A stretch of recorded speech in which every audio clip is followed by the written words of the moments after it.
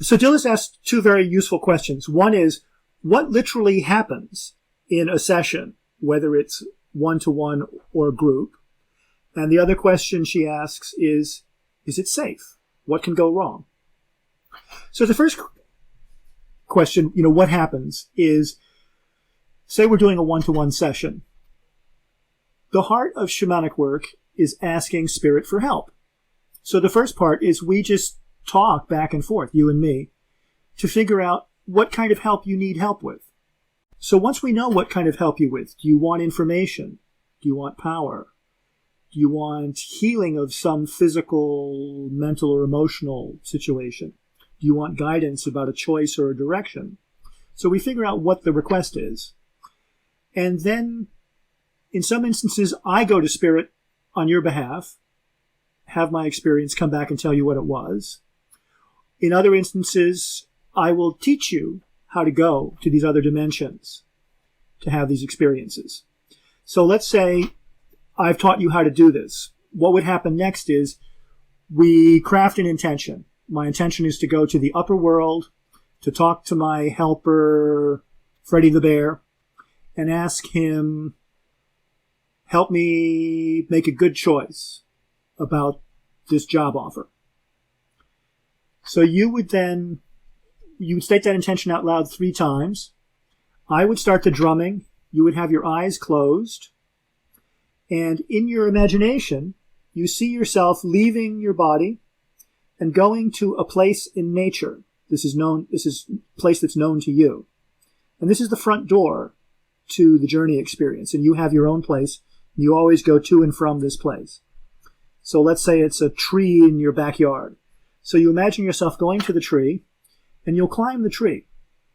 And then you might go up into the air until you come to maybe a layer of clouds or some sense of a threshold. And you go over that, and then you'll find yourself in your upper world landscape, which, for example, might be a castle.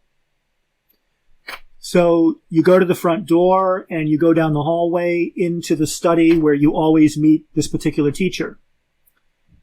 And you'll go into the study and they'll be there, or, so you just notice what they're wearing and how they are. And then you just tell them, I'm here to get help with X, Y, or Z.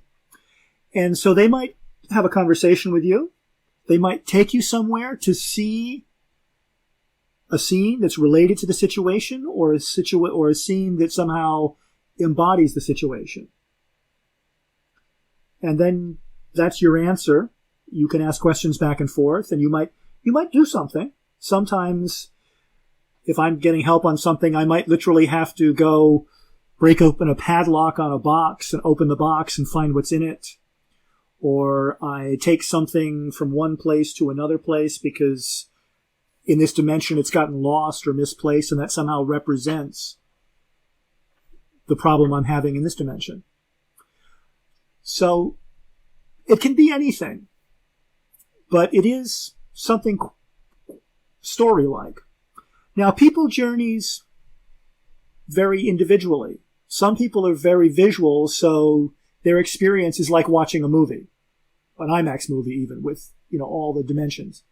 And other people are very kinesthetic. They don't see the journey, they just feel it in their body. So their eyes are closed, and they just know they're standing by their tree. Then they know they're climbing the tree.